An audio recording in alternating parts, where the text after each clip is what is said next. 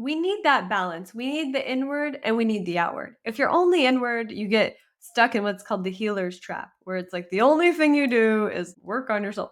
And that's actually not healthy either, because we're not here for only that. Although there's a time and a place for everything. Sometimes you go to a retreat, or if you're doing a deep inner journey, you need to be fully focused there. But like in the way the life is set up, we have to have like a balance. What happens in the outer world is always revealing to us what we need to work on in the inner world. They call it the mirror principle. So it's basically like what is showing up for us is actually exactly what we need to see about our inner world. And that's like the way that I've always learned. I consider life as my teacher in a way. Like I've had a lot of teachers, but there's no teacher that's going to be more potent than just life itself. And life is always showing us exactly what we need to see. So you'll attract something or some person or an opportunity or circumstance, and instead of being like, why is this happening to me? It's like, how is this happening for me? And like flipping that script and being like, okay, what is this teaching me? And how is this deepening me or strengthening me or helping me to grow wiser? What does my best life look like? And like, how can I create that and make sure that it's the most authentic expression of my soul, my purpose in this life? And how can I be of greatest service to humanity and the collective by being here on this planet? Welcome to today's episode of Unleash Thyself. I am your host, Constantin Morun, and today we're joined by Dashama Gordon.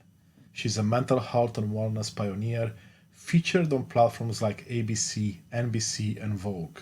She's transformed over 1 million lives through flow state yoga and is the founder of Flow State Institute and Bright Future Foundation. In our conversation, we're diving into Dashama's transformative journey and the power of flow state in healing and personal growth. We'll explore practices that can help you find balance, dive into the psychology of trauma and anxiety, and uncover how you can change your life and the life of those around you through compassion and mindfulness. Through yoga, breathwork, and meditation, we'll explore how you can tap into an almost infinite realm of possibilities and spiritual energy. This episode is for anyone looking to elevate their mental health and tap into a fulfilling, balanced lifestyle. Let's get started.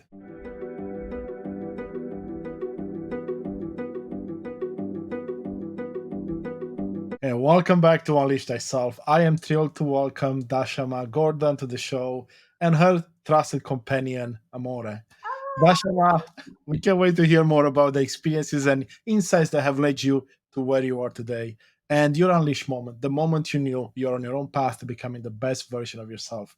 Dashama, such a pleasure to have you with us. So nice to be here. Thank you. The more I want to get down. Yeah, like, okay, too much camera action for me. Yeah, it's just like I'm done for now. Well, you have such a beautiful story. I had a chance to go a bit deeper into it. But for those in the audience that don't know too much about you, what would you like to start with your story? Because there's so many beautiful parts that we can dive into. It's a funny thing. I What comes to mind, there was a picture, and it's like the sky at night, and there's a star in the middle. And then it was like a meme, and it was like, this is our ancestry, right? So when I think about our story, right, to me, there's like this life, then there's past life, then there's the origin of life. And the story goes really far back. But if I was going to say something about this life story, I think that I was born in this life with a clear intention to experience the greatest amount of challenges possible so that I could grow into a powerful and wise soul early on to be of service to humanity. And that's what I've dedicated my life to. And it's been an interesting journey, and it's interesting because I was thinking about a friend of mine, and he just ran it's called the super marathon, 6 marathons back to back in the desert. And he was telling me on the second marathon, which is the day 2, you have to do 1 every day, and on the 4th day you do 2, and you have to do 6. So basically on the second day he wanted to die. And it was interesting because I was thinking about, and then but he told me how he remembered the reason that he came, he remembered the reason that he did it, like signed up to begin with and flew all the way to Morocco, and it pushed him through. And actually, even though most of the guys that were like world like champions in this marathon type of thing. They were all getting helicoptered out and quitting, and he won. He won the whole race, even though he told me he wanted to die on day 2, and he was pooping blood, and like he was like, and it was just making me think about my own journey, because there was so many times where it's like it got really hard, and I was like, why? And it's interesting when you're going through a hard time, and then it forges you this type of depth and strength and wisdom that you can't gain from any books, and you can't gain that from just hearing about it. It's something about real experience with difficulty, and overcoming that is what makes us into great beings on this planet. Oh, that's such a beautiful way to introduce our conversation today. And you're absolutely right. I look back at my life, and it's always been through those tougher challenges that we grew a lot, but also through those tougher challenges that we left lessons behind that we should probably go back and retrieve from those experiences that maybe we haven't unpacked just yet. I'd be curious in your case, because you've overcome quite a few things in life. What has been the one thing or the few things that pushed you through? Like, your friend, he reminded himself of why he started the journey in the first place. But I would imagine when life throws things your way, it's not that easy to remind yourself that, because in some cases, we may not even know why we're here. That's true. I think in the earlier time, like when I was younger, I'd say like before my mid 20s, before I discovered my real purpose, I always had these little purposes. So, like, at any point, there was like this kind of feeling like I had purpose. And one thing that comes to mind was actually one of the turning points when I was around 13 years old. And I had been moving around. When I was 7, my mother lost her mind and she became schizophrenic from drug and alcohol addiction, and my father was addicted to drugs, and so we ended up being put into foster homes, and we moved around a lot. We lived in a lot of strangers' homes. It was really traumatizing for me in the beginning, but it was interesting because little, like, God always shows up, right? And I feel like you get these glimpses of your purpose, and it's like breadcrumbs on the journey, right? And so I remember when I was, like, one example, when I was seventh grade, or no, second grade, I think it was 7 or 8, and I was one of the smart kids in school, so they let us on Friday, all the little, like, ones that got the best grades, we got to go to the veterans hospital on Friday, and they would let us go there and hang out with the vets, and we would drink Kool-Aid and have cookies and, like, play games and stuff, and, like, it was our kind of opportunity to bring them joy, and we got to get out of school, so we were happy with that. So basically, it was a really fun experience, and interestingly, and both of my grandfathers were in the military in the World War II. One of my grandfathers was in Europe at the time fighting against Hitler, and he was Jewish.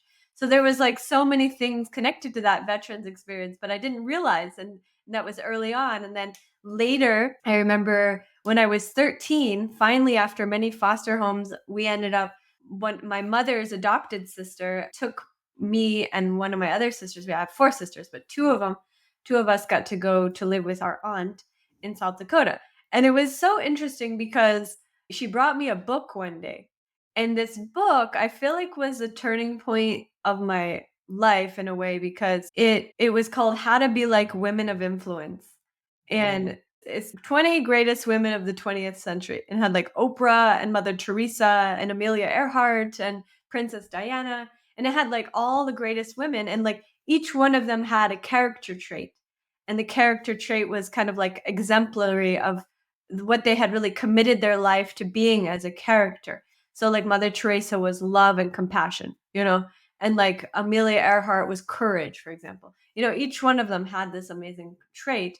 And I read that book early on, and it was so fascinating. Little things that came into my books have been a big part of my life. So then another book came into my life after that, and there was this poem in the book by this woman named Edna St. Vincent Millay, and the poem is from the early 1900s, and it's called Renaissance, which is like the British way of saying Renaissance. And it was a poem, and I memorized it. I fell so in love with the poem, but it's all about death and rebirth. And I was like, wow, how appropriate.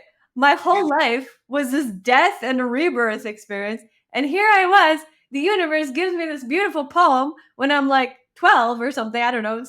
I was like maybe between 7th, 8th grade.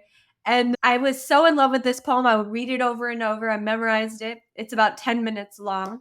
But there's like certain parts of it where she talks about she dies in the poem, and she talks about the experience of death, and then she just wants to be alive again, and she's like, she goes through this whole journey of coming back to life in the poem, and it's a wonderful thing. I could share some of it if you want at some point, but basically I feel like that those two pieces of work, the poem and that book about the women Mhm. of influence, there's something about those types of wisdom that was planted in my soul at a young age. So then when it came to like getting like deep challenges, it was like all of a sudden here I was in that moment where I'm like, I am now challenged. Am I going to be the great character, or am I going to die? Am I going to be the one that dies in the poem, or the one that's born again? And I just always, obviously just kept choosing rebirth. And just like, I think of this picture that I have right here. It's like, this is a symbology. It's the phoenix, the phoenix rising out of the ashes of the death and the destruction of like whatever happened, and then getting stronger, more powerful, more aligned, more purpose driven, filled with more light, more purity. And I think that that's what challenges offer for us. So then I started to develop this perspective, which is like, it's a blessing, instead of like, oh my God, I'm a victim kind of energy. It was like, okay, this is happening because it's forging me into a strong, powerful, purified soul.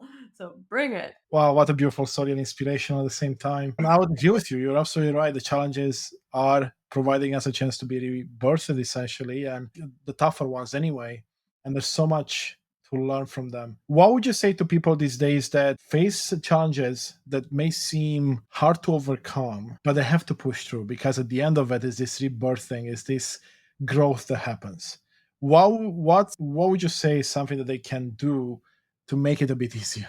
I was talking to my sister about this yesterday because she had a baby 14 months ago, but she happened to have a kind of baby that does not sleep. This baby does not sleep. She hasn't slept for 14 months, like not one full night. She's so tired.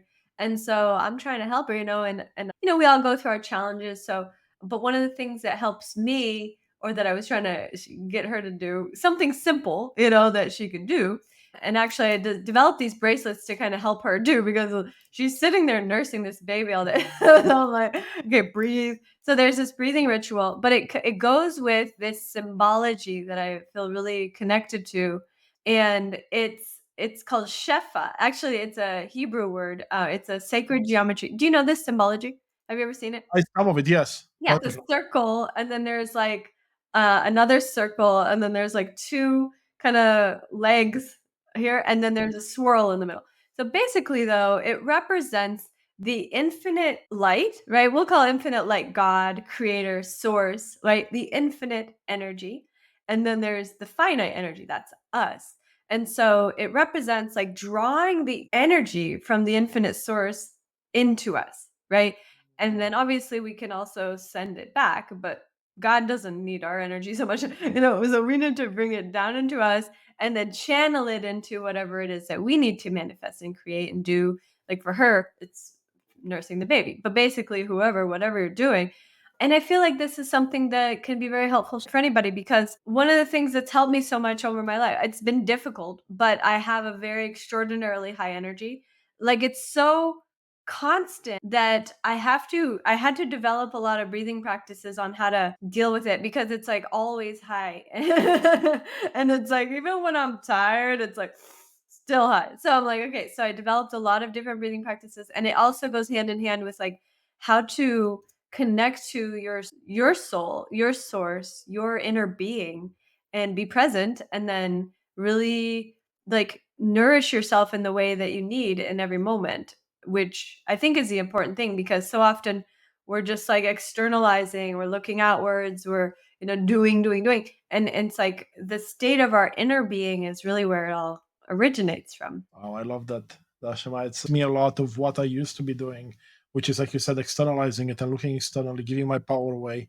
And it wasn't until I brought it inwards and looked within and put distractions away and settled myself that the magic happens, so to speak. And now Yeah. challenges become a bit easier to overcome. It's of course there's still challenges. There's still going to be some tough parts, but it's easier to overcome. Okay, awesome. So you're talking about the bracelets that you had. Like you and I were talking about those a few weeks ago as well. Yeah. What's the purpose behind the bracelet for those that are interested in the audience? Because they look cool. I know that much. But hey, it's Constantin here, and I want to take a brief moment to truly thank you for being a part of this incredible journey of transformation. You are the reason we are creating this content. I see you and I appreciate you. Your support truly means the world to me. I want to ask you for a small favor. I'd love for you to join our mission by hitting like, subscribe, or leaving a thoughtful comment or review. Your engagement helps others discover these insights, and together we can continue to unlock the power of authenticity and personal transformation. And if you want to reach out directly to me, send me an email at constantin@unleashthyself.com. I value any and all feedback. Thank you for being a part of this movement. Now, back to the episode. I'll tell you, because first of all, they do look cool. I mean, but then the other thing is it has a usefulness. So it's an intentional jewelry, meaning that it's not just for wearing, although you can just wear it. But there's two things. First of all, it's made out of crystals. So the actual crystals have a property. So this specific one I have in my hand is turquoise, but like we're going to have different ones. There's one with lapis. Lapis is a dark blue, and actually, in the ancient Egyptian time, they would use lapis as a stone for the royalty and help them to access their third eye, their intuition. And then also, there's going to be a pink one, the rose quartz, and that one is more for like expanding your heart and feeling more love. And so, depending on what energy you need in your life, you can pick the different colors and stuff. But basically, the intention is to make it into a ritual for breathing and meditation. So, one of the things that I think people struggle with, I've been teaching yoga and meditation for 18 years, and I feel like people have been struggling with how to be consistent and fit it in, right? And that this is like an interesting thing, because once you get into it, there's like almost like no chance you're not going to fit it in. But if you didn't make a habit yet, then it feels like, oh, I got to do that, I got to do that, and then they never do that. And so you talk to people, they're like, do you ever meditate? And they'll be like, no. And so I wanted to develop something that would make it easy and fun and kind of much more like accessible. So the concept here is that each bead is a breath. And the way you hold it, it's very simple. You just put this between your hand, and then you, like with each breath, you just take your thumb and you push that bead and you go to the next one. So it's quite easy. And so you can do it with one hand, and you could do it sitting, you could do it laying down, you could do it anywhere, you could do it at the grocery store. But basically, just there's different techniques, but just like a simple one is long, deep breaths. So you could count the breath. It'd be like 4-second inhale. Hold the breath at the top, 2 seconds, and exhale. Hold at the bottom and inhale. And then you go to the next one. So each breath is a bead. Now this bracelet is only 16 or 18 beads. So it's nice because it's not like, oh, you need to do an hour. You don't even need to do 5 whole minutes. You could do one round, which would take you about 1 to 2 minutes. But the fascinating thing that I've learned, and also backed by science research, I've worked with Harvard and Stanford and a number of research institutions, that even just 16 breaths can really change your brainwave states, can put you in, like help work with your nervous system, put you into a better space. And one of the things that people deal with so much right now is anxiety. And it's interesting. I don't know if do you ever have any experience with anxiety? Yeah. So it's fascinating with anxiety because I think that almost everybody has had some experience with anxiety. And some people have what we call chronic anxiety. I've known lots of people. They have almost like no problems really in their life. They're just like have chronic anxiety. And I think part of it's like could be from your childhood, part of it's from your mindset. But a big part of it actually is from the caveman days when we were living in the caves, and literally we developed this part of the brain and the amygdala that it created this fight or flight response, so that if a tiger came to the cave, and we would run away and we would save ourselves, right? So that was like a protection, it was a safety mechanism. And so it's called fight or flight. But the thing is, we don't need that right now. Like, we don't need it in the modern society hardly at all. You know what I mean? There's almost nothing that's really a physical threat that we need to run or feel afraid or anything. So what happens is humans are like literally going around feeling that way by a number of triggers. It could be triggered from a sound. It could be triggered from anything. Like there's lots of things that can happen in your day that could trigger it. Maybe just having too much on your to-do list, or this perfectionism mindset that's like, I need to be perfect and do it all this certain way. It's like all these mechanisms in the mind create these triggers that catalyze this fight or flight response, which is kind of what's being called modern day chronic anxiety, or situational anxiety. So when I see this, I don't have like a tremendous amount of anxiety, but what I do have is a tremendous amount of energy. So I can understand the energy of anxiety, and it's very closely related to trauma as well. So anxiety and trauma tend to be connected. So if you've had trauma as a young person or anywhere in your life, it could have even been just one time in college, something happened and it stays in you. And then it carries a vibration, and the vibration of trauma is very much like this, which is the same energy of anxiety, which is this kind of like tension, uneasiness. It feels unsafe. It feels unstable. It's just an energy. And so when we hold that anywhere, whether it's in our gut, in our heart, in our mind, it's in our joints, in our muscles of our back. You see people with back pain all the time. It's because we're holding energy there, and it's blocking the chi flow. It's blocking the flow of prana from being able to circulate.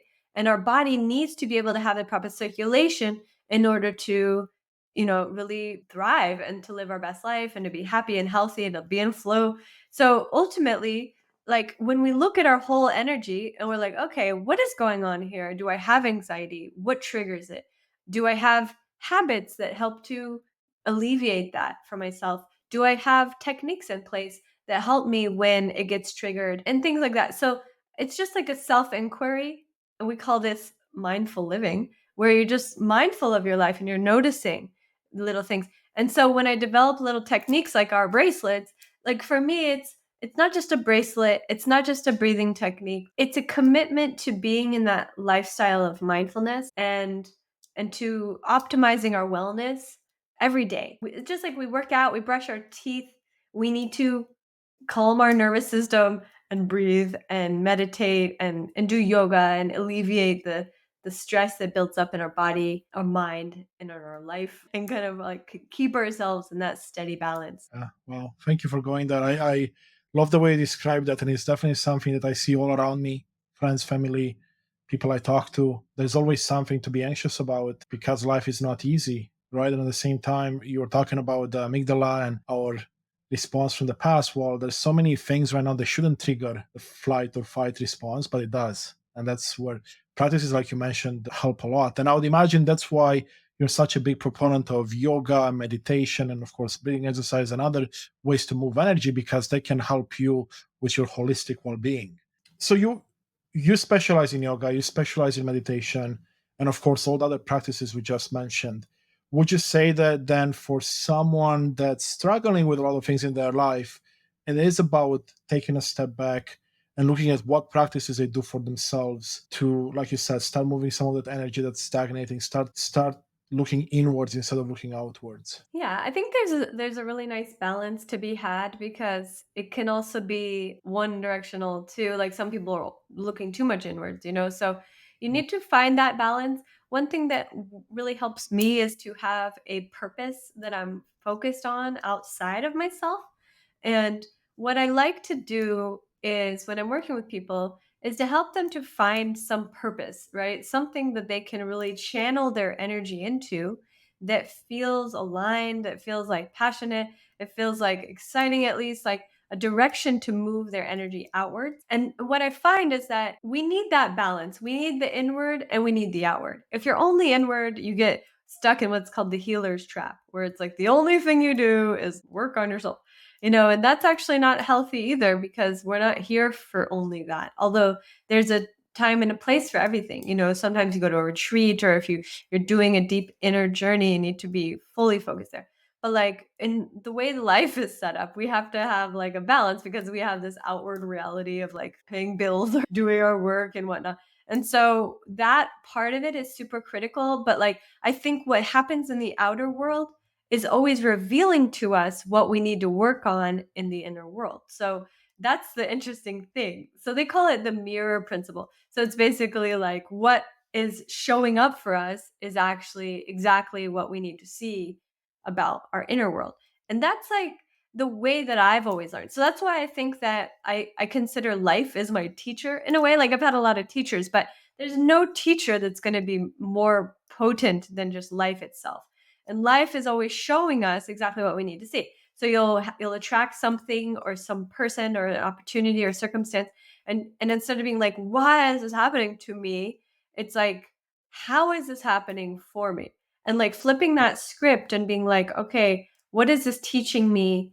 And how is this deepening me or strengthening me or helping me to grow wiser and to utilize every difficulty as an opportunity for growth is really how I've lived my life, but also what I like to teach, because otherwise you find that it feels like life is either not fair, or you see all these other people that are like living this miraculous life, like whatever, maybe celebrities are on social media or something, and you're like, wow, how do I live that life? And it's like this kind of, once again, externalizing instead of being like, okay, that's their life and being inspired by it, but being like, what does my best life look like? And like, how can I create that and make sure that it's the most authentic expression of my soul, my purpose in this life? And how can I be of greatest service to humanity and the collective by being here on this planet? That's an amazing reminder, Dashma, for most of us. Right. And I've been there myself, like exactly in the situation you described many years ago, right? And I went on the journey, I went too much inward and then again too much outwards, right? So it's about finding that balance and finding a purpose or a mission or a passion. And once I aligned with mine and I really sat down and thought through it and put the work in to figure it out, everything changed for me. So I can attest to the power of what you're speaking about because I've been living it. It's amazing. It's amazing. And I wish for more people to be able to find that in their life. And what I believe is that everyone can find this. I'm curious to see your take because you're able to help so many people. Have you found that anyone can do this, can find that passion, can find that mission and why, and then just live a blissful life, like you said, in balance? I think that's the aspiration for every human to aspire to that. But I think that, like, can everybody live a blissful life? I do believe it's possible. But is it likely? Maybe not for everyone, but I think that the people that are in the category of souls who desire to be on continuous evolution and growth, they will be that. They will live that life. And then a lot of people, if they could just get to a baseline of appreciating what is, that would be above where they're at. So I think of it like, you ever seen the emotional tone scale, and it's like at the very bottom is like depression and suicide. At the very top is like enlightenment and bliss and flow. And then there's all these different emotions along the scale. And in the middle, I think the central point is like neutral, right? Neutral would be something like acceptance, tolerance, right? It's just like kind of neutral. But then there's above that, which is appreciation, gratitude, joy, bliss, love, beauty. And so those are the those are the spiritual aspirations that we have as humans in this life. Is like, how do we live that divine energy in this physical reality? Because on the divine plane, we'll call it like the heavenly realm, there is only bliss. Like there's no other energy other than like the high frequency of God vibration. So there's nothing else. And so the more that we can attune to that level of frequency in our human life, then we access a greater power. And that's what I call flow state. And that's how I built my whole school around Flow State Institute. It's like literally like attuning to the frequency of God in the flow state energy, and then bringing that into our life, into our reality, and being able to channel the creative ideas, the wisdom, the knowledge, the guidance, like direct from source, direct from God, and then be able to utilize that to manifest our best life and to be of greatest service to the greater good of all. And this is really what we're here for. So this is like the aspiration, right? And it's so cool. I was actually just recording. I'm going to be releasing a new audiobook on Audible. And that book, it's called As a Man Thinketh by James Allen. No, it doesn't ring a bell. Okay, it's one of the most famous books of all time. You got to read it. It's very short. It's only like 80 pages or something. It's like maybe 50. I don't know. It's very short. But anyway, I'm recording an Audible version of that for women. It's called As a Woman Thinketh.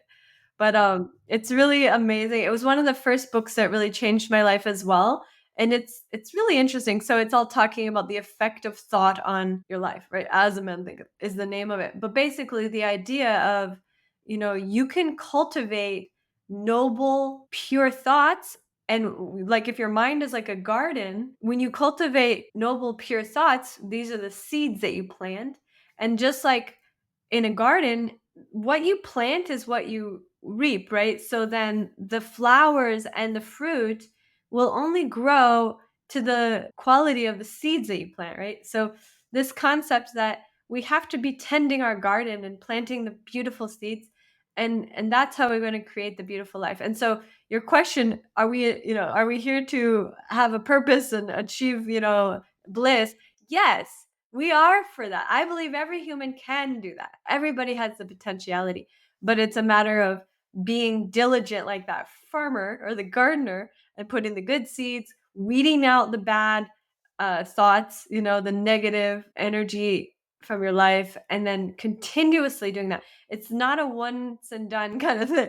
You have to do it every day. It's like you got to brush your teeth every day. You got to weed your garden. And that's what meditation is. It's weeding the garden of your mind. Amazing stuff. And I love that you went to the flow state, because that was going to be my next question, because I know you did found the institute as well, but also you talk so many amazing things about flow state.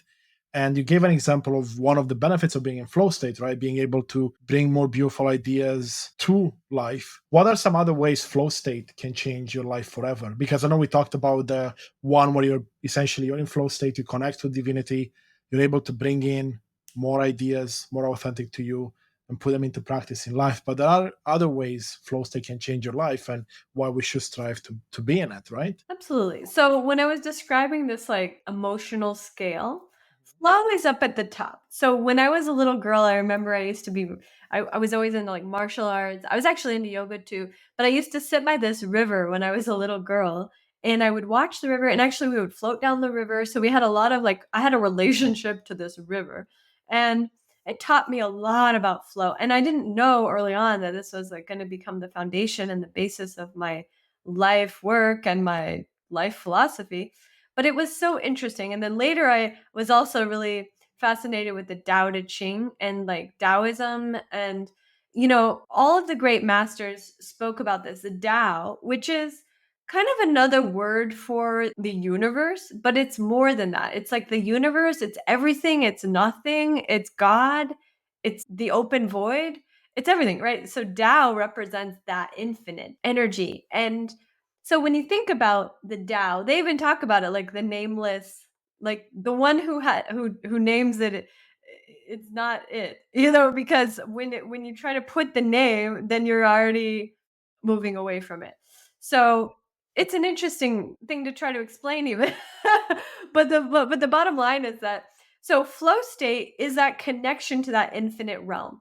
In Kabbalah, which is a mystical branch of Judaism, is that it's also like they call it the 99%. So there's like this infinite realm. That's where God and energy and everything beautiful exists there, and this infinite power and omnipotent limitlessness. And then we live in the 1% realm, which is like physical world. And it's funny because a lot of people who live in the physical world feel like this is everything. And it's when you understand spirit and when you understand energy, you realize this is 1%. I mean, there's like not even 1%. I mean, this is such a Yeah. small, less than 1%. But like, then there's this huge existence beyond what we can see.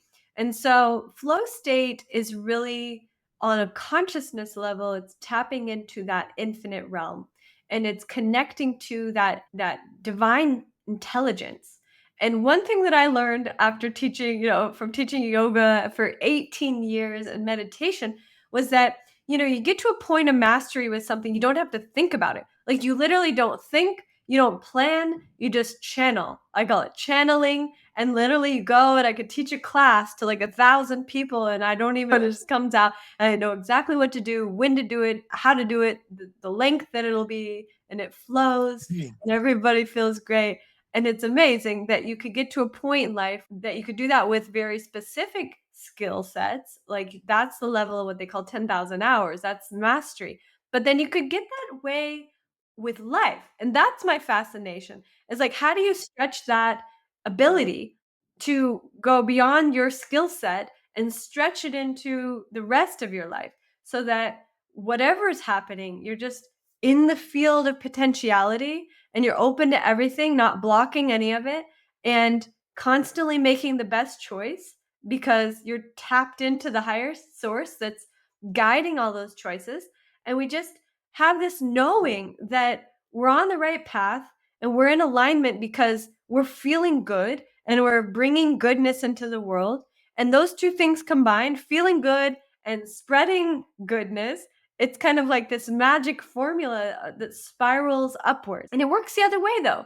When we're in the feeling bad, and we're spiraling down, it's very fascinating because so often in the spiritual community we want to like always be in the high vibe, but like the bottom line is you have to go into the dark side to heal the roots, and that way you can pull out the weeds out of the garden, and once the garden is cleared up, then you rise even higher and the flowers bloom and the garden has got hummingbirds and butterflies and everything's like beautiful again. But like if there was some like toxic stuff in the roots, you got to go in there, weed that garden. And that's like the process of, high vibe and then doing the work, rising up, doing the work out there, sharing your light and gifts, and then doing the inner work and keep cultivating that radiance and that purity from the inner work. And that's really what the Flow State Institute is all about. And we work really closely with many different things, like PTSD has been a big focus, healing trauma, grief, like these deep traumas that we get from childhood, from loss of people that we love, or any number of things. I was in car accidents. I've had people heal from grief of losing their parents, many different things you can heal. And so the key is that I learned is that you have to go into it, heal it, wrap it in love, reimagine the meaning of why things happened is another part of it.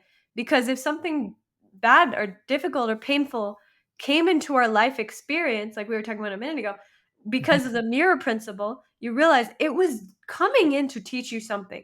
You don't just have horrible things happen because you have bad karma from past lives. Basically, we're attracting what we need to grow. That's it. And it's not a matter of us being bad people. But if we have something inside of us that's not reconciled, we're going to attract an energy that's going to make that apparent for us until we can clear that. And so that's the path of flow state yoga. There's a yoga practice, there's breath, there's meditation, there's cleansing and detoxing, and then there's a lot of inner work. But the real intention of it is to get into this knowing that we're meant to be in flow, and that the more of this kind of like spiral up, spiral in that we do, then we're going to just keep ascending and ascending. And then you're going to be able to be of greater impact, have a greater contribution, and live a more fulfilling life. Well, I want to say that that was one of the most amazing ways I've seen that explained, especially the necessity of going inwards and sitting with those tough emotions and experiences to also propel yourself higher and higher. And I look at myself and I made that mistake in the past that you're speaking of, which is the idea that once you experience some of the higher states, you want to always stay there and you don't want to go in the lower states. And when, let's say, some emotions would come up for me and I would feel sad, I would do anything in my power to claw back up, so to speak, right? To claw up and not deal with the problem because I didn't want to be there, wanted to be in the high states. And I would imagine many people have gone through similar scenarios. Once you realize that, like you said, do the work, pull those weeds out, heal them, surround them in love, and then let them go. Now you can move up even higher. And Mhm. the way you explain it makes so much sense to me right now. No, good. Yeah, thank you. Thank you for sharing. So I was gonna say, with you talked about healing PTSD, right? And I know you said you, well, through your foundation and other avenues of work you do, you are helping a lot of different people, from teachers to kids to veterans, to heal some of these, let's say, challenges they face in life that they haven't tackled. What would you say to someone that doesn't necessarily believe that there's a way past the PTSD or past the anxiety? What would you say to someone like that that's challenging and saying, no, this is what I have, it's going to be here for life? Like if they don't believe that they can heal? Exactly, right? Because there's other people I've met, at least in my life, that they'll make a statement like this, Dashama: I've always been anxious. This is something I'm always gonna have. I take pills to make it a bit easier, but it's not something I can fix. That's what my doctor says, or my therapist, or fill in the blanks.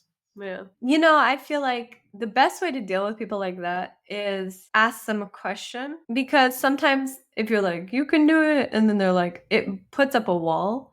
Because if someone's not really receptive, it's hard for them to move from the place of I'm doomed, or like, I have to deal with this suffering my whole life, to the paradigm shift of everything is possible, you can heal, So that's a paradigm shift that somebody would have to have. So in order to have a paradigm shift on that level, I think it's kind of helpful to do like ask some questions first, right? Like maybe get curious, right? You could ask a question like this, like, would you be open to the possibility of that healing? Or these Yeah, kind of like curiosity types of questions, it plants little seeds. We were talking about seeds a minute ago. It starts to plant little seeds in their consciousness of, okay, maybe I should start being open to the possibility of healing. Whereas previous to that, it was there's no chance for me. I'm stuck doomed with this suffering for my whole life. And so sometimes it takes a while. Like I remember when I was younger, I had a lot of problems, okay, because I had so much trauma. So in high school, I actually drank a lot, and I used to get in trouble, and I got suspended from school, and I got arrested twice for drinking at school. And so I was like a bad kid in that way. I mean, I was good in certain ways. I got all A's, and I was in an athlete, and I was in sports, and I was good in some ways, but I was a problem child because I was a party girl and I used to drink a lot. And I used to get in trouble. And basically, back then, I had in my mind, there was a tiny seed of like, I shouldn't drink so much, right? But at the time, I was at the level of consciousness that was like justifying that it was fine, And so, and like, it's what we do when we're in our suffering and we're using substances or whatever we're doing that's kind of numbing it, like the pill you're talking about, they're taking like an anxiety pill or something. When we're just like trying to get by, right? Then it's not the time necessarily to go to someone and be like, you can heal, man. I mean, you could say that, but it won't necessarily get through. And a lot of times it'll put up a barrier. So I remember when people used to talk to me about not drinking, I just think to myself, like, who are you? That kind of thought, right? And then it took me a while until I was fully ready by having gotten in a lot of different situations that I was like, okay, I want to quit now. And it was like my choice. So you have to make it in a way like their choice. And the way to make something into someone's personal choice is to pose those types of questions and plant seeds in their consciousness. And then in their mind, they're sitting there every now and again, the thought comes up, yeah, what would it be like if I actually could just heal this, fully, and then that can plant a seed that grows into a beautiful flower and a fruit, and they can say, yeah, I'm ready now. And I just learned so much in life, like not everybody, like you can't make somebody ready. And it's like fruit in a way. It's like fruit is terrible if you try to pick it when it's not ripe. You ever tried to like have an unripe mango or like an unripe banana? It's like horrible. But like when it's ripe, it'll like fall off the tree in your hand, right? So that's like humans when they're ready is ready, but you try to get them when they're not ready, it's like pulling, and you can't even get it off the branch. And when you do, it's all sour. exactly. So, No, yeah. I love that example you used there because we often try in our lives, and I know from my life, from my experience, to change others, right? Often and be like, oh, I've discovered this amazing thing. You got to try it now. And like you said, they may not be ready. But if we can plant seeds so they can maybe one day pick up that beautiful fruit, that's the least we can do. And try to not be judgmental, I would imagine, in the moment and realize that not everyone is going at the same speed that we are. And that's been a hard lesson for me to learn in the last few years. What's also there's the speed and there's the direction. Somebody may be going in the speed in a different direction, and it's exactly right. And so often we want them to change or something, but like it's not their journey right now, perhaps. And sometimes that's the reason why paths diverge, right? So that's why you end a friendship or a relationship is over. And it doesn't have to be that anyone is wrong. It's just that the paths are diverging, and sometimes the paths come back together, later on. I've seen that so often. And it's like 10 years later, you're like friends again, or like, whatever. But like ultimately, your soul is always just totally aware of what you need in every moment for right now in order to grow. And so if your friend or the people around you are not on the same trajectory, then it can feel like they're holding you back, and that energy can feel like actually defeating. And so it's important to cut off energy that doesn't feel like it's moving at the speed and direction that you're going. And what I feel like the key is just compassion, because when you think about these people like you describe, like they're, you want to help them or something.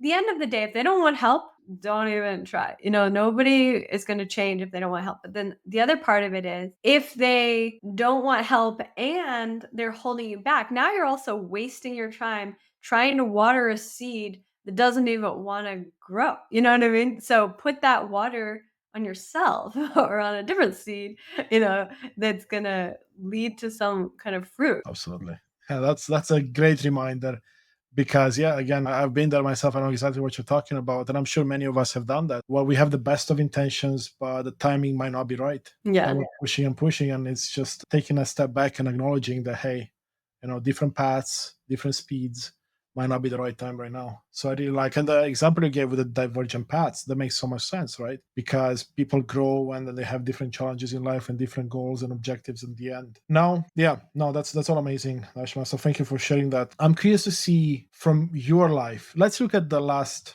year of your life, right? Because you've achieved so many amazing things and you've done so much in the last 18 years, helped so many people.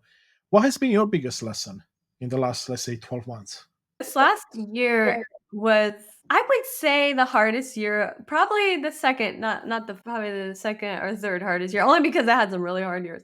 But in the last decade, it was the hardest year of my life. And wasn't during COVID, honestly. It's weird because during COVID, I was living in Hawaii and I was living in Bali, and I had like such a nice, beautiful COVID experience actually. So, and during that time I I was restructuring my yoga school, and I did the whole thing and I put it all online for the Flow State Institute, and I even wrote like 300 pages of the Flow State book, which we'll be releasing early next year. And it's interesting because COVID was different for me, but then when I got back to the US was when it got hard for me.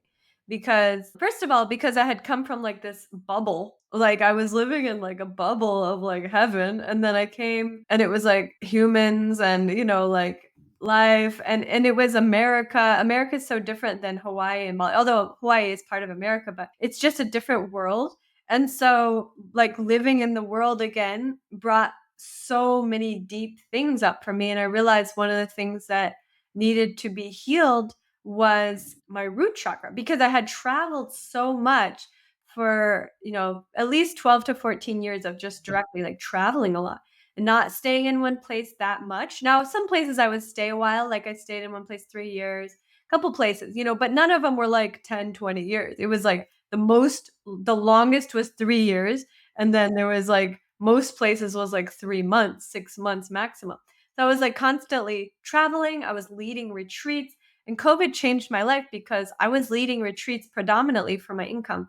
And then all of a sudden, we couldn't even travel. There was no retreats. So I had to totally restructure the way that I do my business, how I do my life.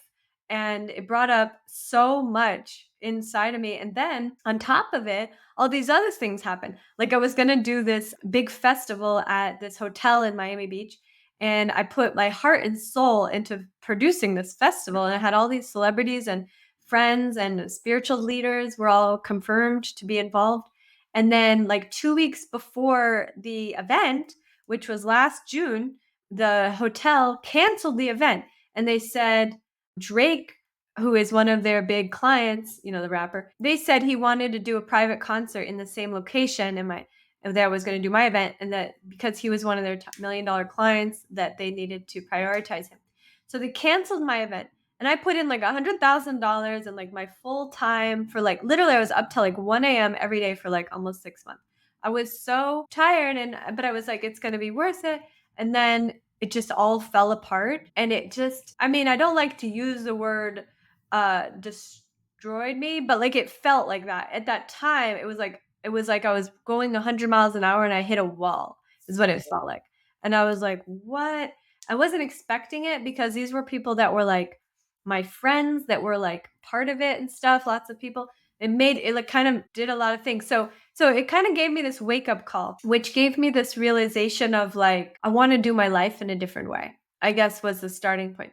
And so a lot of things happened after that that were like continuing that theme. But basically, then in January, I actually ended up in Bali. I was leading my last teacher training in Bali. I had been doing that for 12 years. I Every year I brought groups to Bali leading yoga teacher training, and now we're just doing completely online. And then I have a partner that's going to be leading the retreats in India.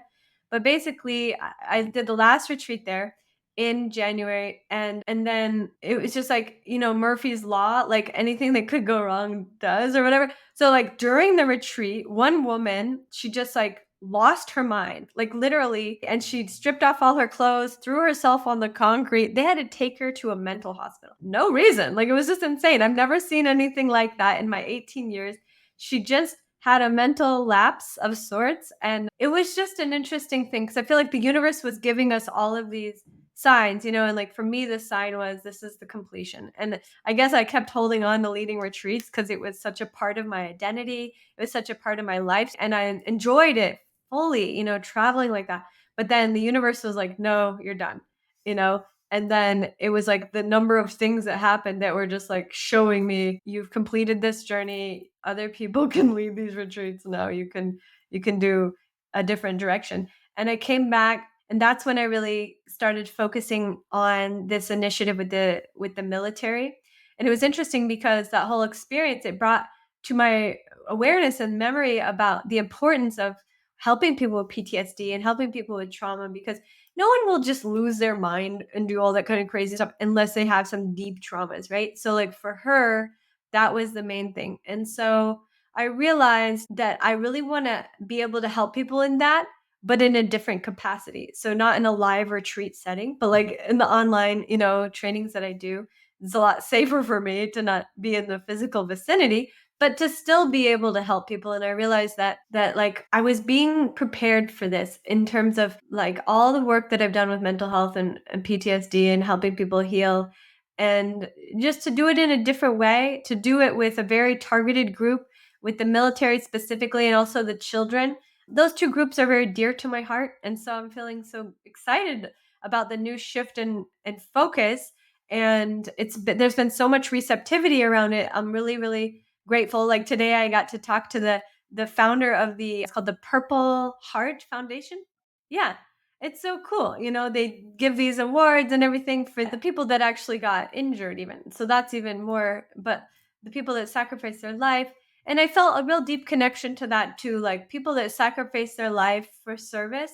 Because I did that. I feel like even though I'm still pretty young, but like just dedicated my life to service. And I love to see people who do that, like to be supported, because I think so often it's like it's just kind of taken for granted in an interesting way. Like veterans, you think about it, and they have like Veterans Day or something, and then they have this one day a year that veterans are remembered. And I talked to a veteran the other day, and he was saying, a lot of people ask me when I go out and they say, oh, they don't ask him, and they say, thank you for your service. And he said, it's another good thing you could say to someone if you want to like thank them for their service is actually say, is there anything I can do for you? You know what I mean?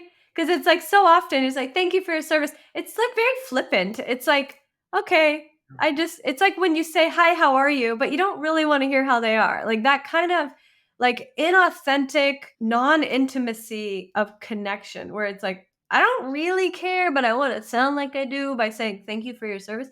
When instead, we need to go deeper and say, how may I serve you? How can I help you? And these guys in the military and their families and everything, they got so much PTSD to deal with now because of that service, because they went in to protect our country. And I think about it sometimes because US has the strongest military in the world. The reason that we're the world power is because of our military. And yet our veterans are all marginalized, and they're like half of them are like homeless with mental health issues and PTSD and everything. And everyone's just like, thank you for your service, as if that's enough. So I decided to take it a step further and actually be like, how can I help you?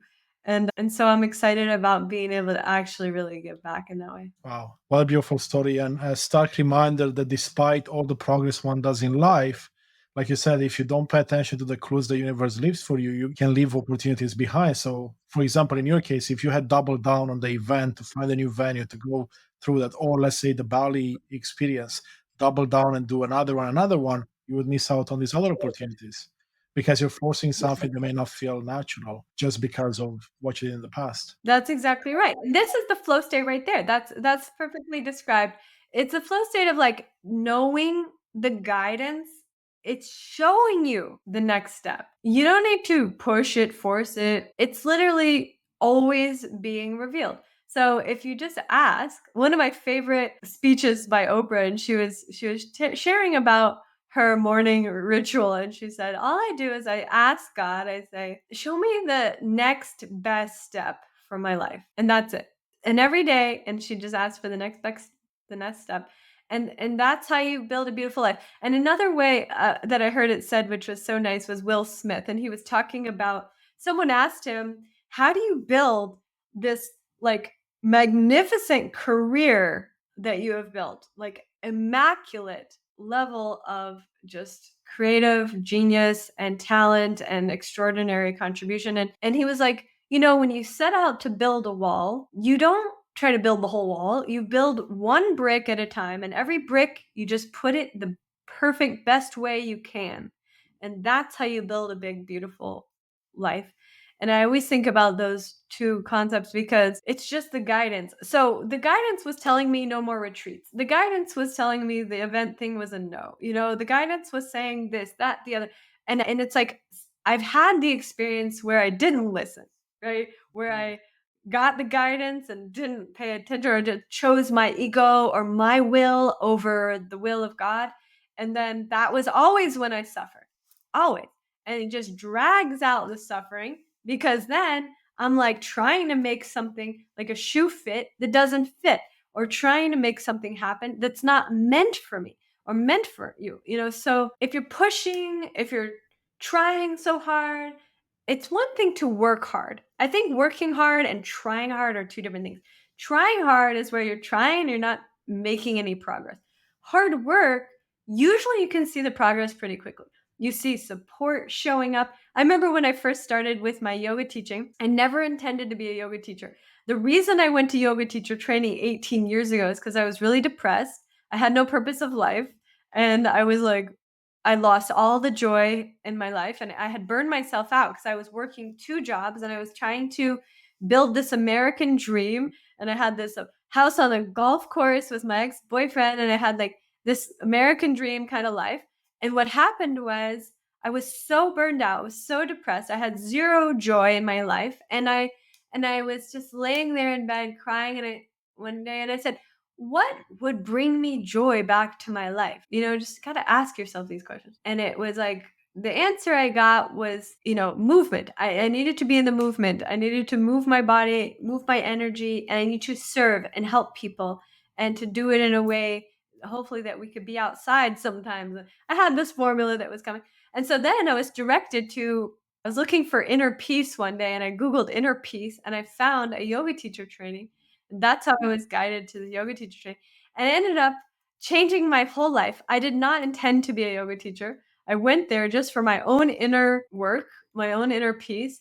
And within just a few weeks, my whole life was so transformed from the inside out. I was healed, and I felt completely like a newborn, and joy had returned back to my life. And I was just like, I just started sharing that everywhere, spreading it and spreading it, because it was making me feel so good. And it was interesting. So early on, one of my clients was a marketing expert, and he's like, you gotta get a YouTube channel. This was in 2006 when nobody was on YouTube. And he launched my YouTube channel in 2006. And I started the first 30-day, the first yoga challenge in the whole world on YouTube, and it went viral, reached millions of people.